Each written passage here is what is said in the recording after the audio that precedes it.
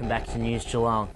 Well, we've gone through the blue and white of the Geelong Cats. Now it's time to visit the blue and white of the Geelong Falcons as Regional Manager Michael Turner talks us through the recent draftees to come out of the region. Well, Mick, congratulations on another end of player movements at the top level. Firstly, we've got to talk about pick number 16 in Darcy Lang. Was it a surprise considering his injury? It wasn't a surprise to me. I mean, Darcy's a very good player and he got injured halfway through the year playing for Vic Country, so obviously that puts a dampener on it. So you've got to convince AFL clubs that he's going to recover. So a lot of medical evidence is sent pre and post surgery. So, you know, when the AFL clubs finished the season and went back and looked at his vision, which I did with quite a few of them, his vision at the start of the year was fantastic. And, own best and fairest voting and even the Morris Medal, if he had to finish the season, he might have won both. And I think he would have dominated the finals for us. So, no, he's a really good pick. I thought he'd go in the 20s. He really came in late in the year, but Geelong to snap him up at 16, they've done really well. I think he'll be a 200-game player. Well, you've heard it first on News Geelong, but we'll move on to those players picked up in the 20s. Darcy Gardner kind of justified his expectations, but then Louis Taylor, there was an anxious wait there. Darcy Gardner was about right, 22. He's rated the best defender in the TAC Cup. He won't be a tall defender. He'll be probably the third defender. So, no, Darcy's a really hard, tough, competitive player. So that was a good pick for Brisbane. And, Louis got out to 28. Look, when someone like a Darcy Lang comes along and goes at 16, it sort of reshuffles the pack a bit. And I was actually surprised he went out to 28. I think what will happen with Louis, knowing how good he is, it'll be a bit like Alan Christensen at Geelong who went at pick 40 plus. They'll look at it in the future and say, well, how did Louis Taylor get out to pick 28? Because a couple of clubs, obviously went over the top of him. But, he's as good as any kid I've had at the Falcons, and that includes that includes anybody at that age. He's as good as anyone. I'm not saying he's going to be Gary Ablett Jr., but he will be a great AFL player.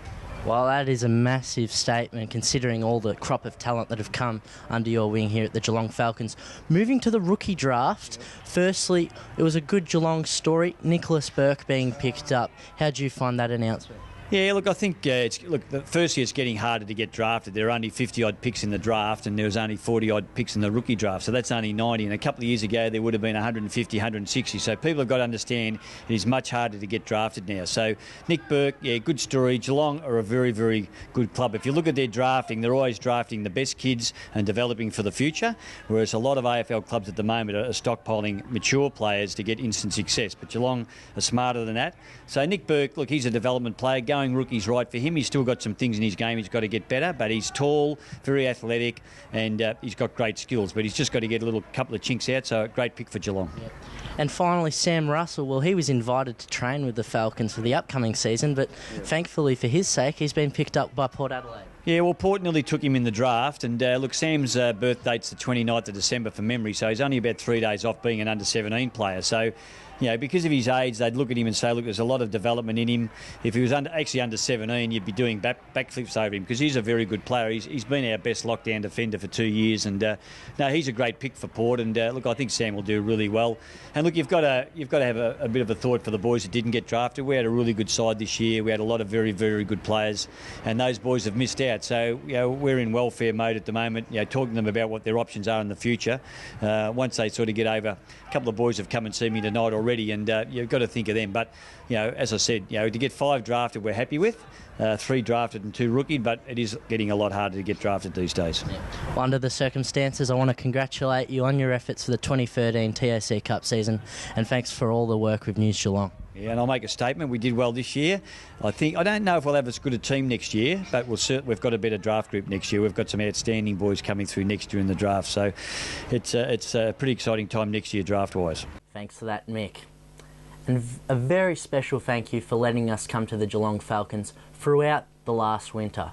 We've seen these boys get drafted: Darcy Lang, Nick Burke, Samuel Russell. We've also seen Louis Taylor go to Brisbane after a very anxious wait. And of course Darcy Gardner, the boy from Queenscliff, to join him at the Lions. But it's also important to remember, not all the Falcons did get drafted. However, there were many potential stories, many of which are heading to the Werribee VFL list, some to the blue and white Geelong list. So on behalf of everyone at News Geelong, I want to wish the Falcons class of 2013 the best of luck for their future football aspirations. Well, sadly, that's it. That's it for sport this Friday evening. Thank you very much for joining us here on News Geelong. Back to you, Rollo. Thank you, Alex. Another top report keeping up with all the latest in our local sport.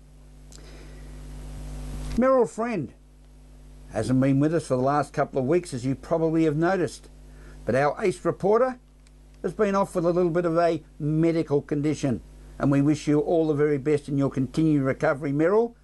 But the good news is Merrill will be back on deck next week on News Geelong. Now, if you're on the punt tomorrow, let's head to Caulfield for the Cystic Fibrosis Victoria Summer Race Day meeting. We're going to have a look at the Danny O'Brien trained Keep Cool, to be ridden by Damien Oliver. It jumps from barrier number 7, so keep cool. Thank you for being with us this evening on News Geelong. Hope you enjoyed the program. To the lovely Shani DeJong, Secretary Extraordinaire, to Big Dick Philpott, a very happy birthday, Shani, and let's hope that Big Dick opened the wallet and bought you a lovely birthday present. But from News Geelong, take your time and smell the flowers. From all the team, have a safe and pleasant week and a very good night.